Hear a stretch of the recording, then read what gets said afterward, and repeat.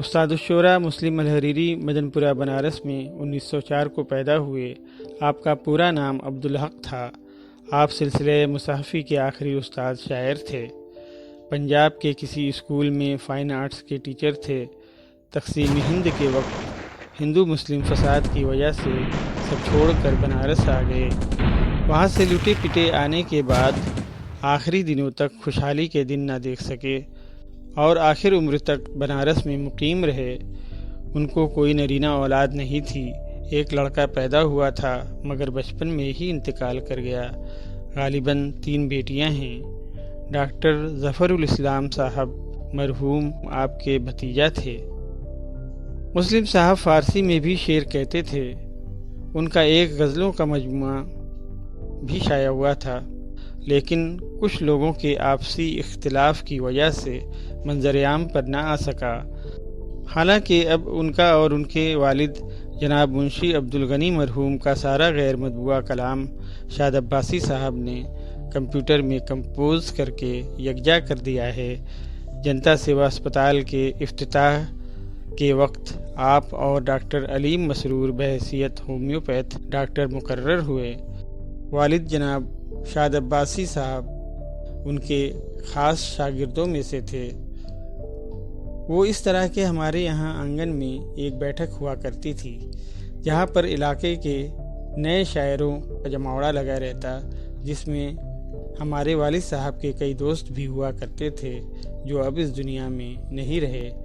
ان کی اکثر میٹنگیں ہوا کرتی تھیں۔ علم و ادب کی ترقی اور ترویج کے لیے نئے نئے خاکے تیار کیے جاتے۔ اس کی بدولت بساط ادب اور حلقہ علم و ادب جیسی کئی تنظیموں کا وجود عمل میں آیا۔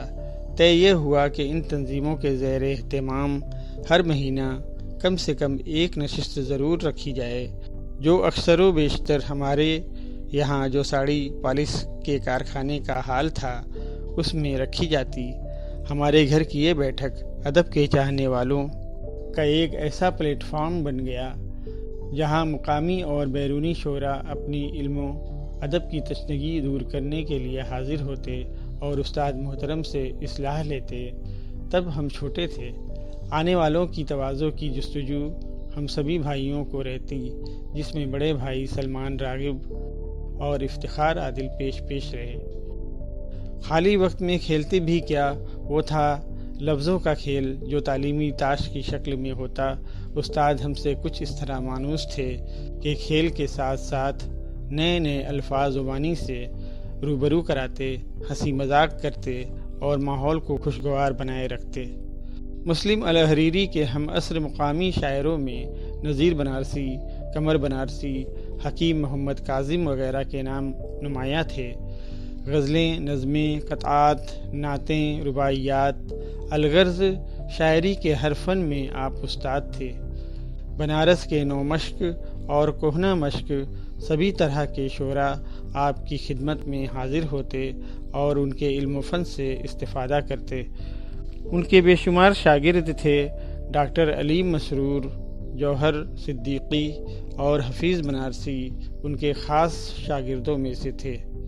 سن بیم انگلش اسکول کے بانی اور شاعر جناب ڈاکٹر امرت لال عشرت اپنی کتاب سخنوران بنارس میں ذکر کرتے ہیں۔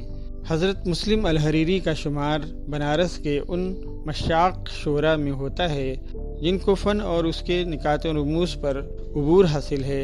ان کے والد حضرت غنی بنارسی بھی غزل اور قصیدہ کہنے میں بہت مہارت رکھتے تھے۔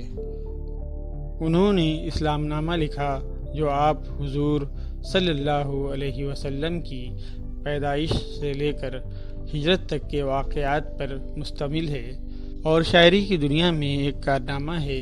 اس کتاب کی ابتدا میں جو حمد آپ نے کہی ہے وہ بھی شاہکار ہے۔ حضرت مولانا قاری محمد طیب صاحب مظل لہ العالی ناظم دارالعلوم دیوبند فرماتے ہیں، تخیلاتی امور کو شاعری کا جامہ پہنا دینا آسان ہے، کیونکہ تخیل بھی آزاد ہے اور شاعری بھی بحیثیت شاعری کے واقعات سے آزاد ہے۔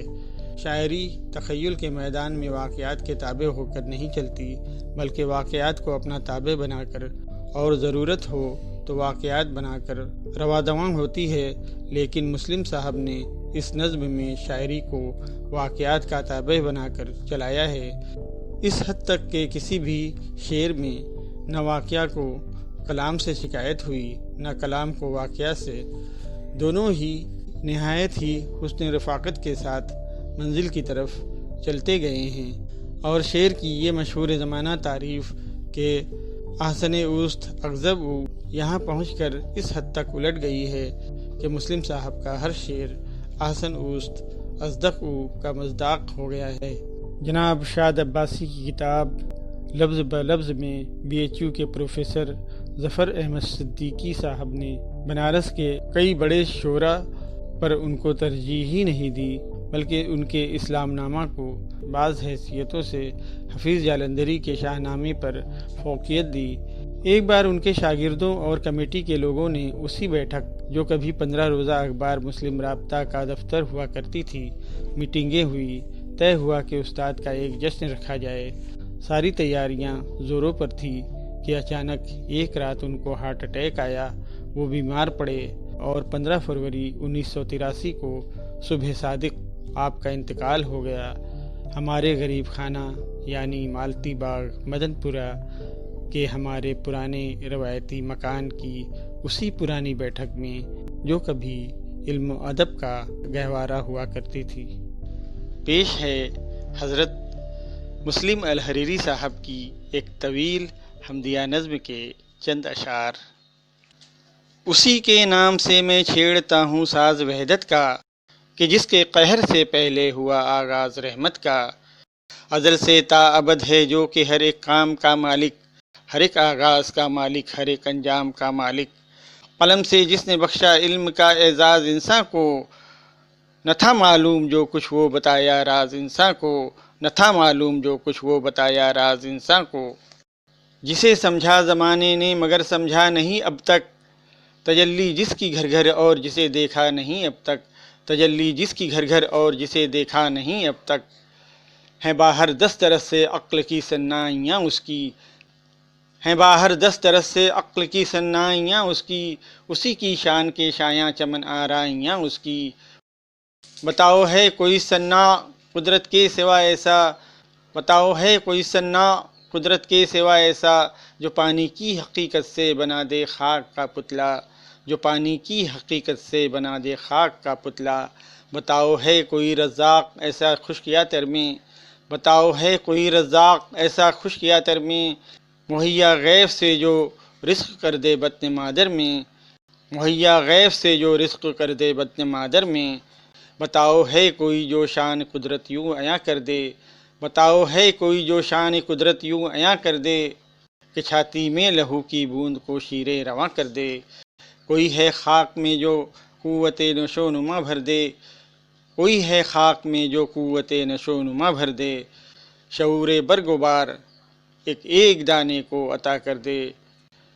کوئی ہے چھین لے حدت جو خورشید منور کی، اڑا دے دھجیاں مہتاب کے پر نور چادر کی۔ گلوں سے رنگ و بو شبنم سے لے لے اشک باری کو، خزاں سامانیاں ہی بخش دے باد بہاری کو۔ یہ بحر و بر یہ نور و نار اجالا اور تاریکی، یہ بحر و بر یہ نور و نار اجالا اور تاریکی، ہے خود نظم دو عالم میں دلیلیں ذات باری کی۔ نہیں ناظم تو آخر کیوں جہاں برہم نہیں ہوتا، نہیں ناظم تو آخر کیوں جہاں برہم نہیں ہوتا، کہو جاڑوں میں کیوں برسات کا موسم نہیں ہوتا۔ بتاؤ کیوں زمین و آسماں ٹکرا نہیں جاتے، بتاؤ کیوں زمین و آسماں ٹکرا نہیں جاتے، زمیں پر چاند سورج ٹوٹ کر آ کیوں نہیں جاتے۔ بتاؤ کیوں نہیں خورشید مغرب سے نکل آتا، پلٹ کر کیوں نہیں مہتاب ہی 2 گام چل جاتا۔ نہیں کیوں چھوڑ دیتے جذب باہم جرم افلاکی، اگر حاوی نہیں ان پر کمال شان خلاقی۔ یہ انسان کیا سمجھ سکتا ہے اس کی شان قدرت کو، یہ انسان کیا سمجھ سکتا ہے اس کی شان قدرت کو، نہ سمجھا جو ابھی مٹی کے ذروں کی حقیقت کو۔ یہ ٹھکراتا ہوا پھرتا ہے جن ذرات برہم کو، یہ ٹھکراتا ہوا پھرتا ہے جن ذرات برہم کو، انہی میں ہے وہ قوت جو اڑا سکتے ہیں عالم کو، انہی میں ہے وہ قوت جو اڑا سکتے ہیں عالم کو۔ نگاہیں ہو تو ہر جلوہ تماشا در تماشا ہے، خبر بھی ہے کہ ہر ناچیز ذرہ ایک دنیا ہے، نظام شمس و انجم ہو بہو قائم ہے ان میں بھی، وہی مرکز میں سورج ویسے ہی روش ستاروں کی، وہی بجلی کی مثبت اور منفی لہر کا عالم، وہی بجلی کی مثبت اور منفی لہر کا عالم، وہی عالم ہے ان کا بھی جو سارے دہر کا عالم، وہی عالم ہے ان کا بھی جو سارے دہر کا عالم۔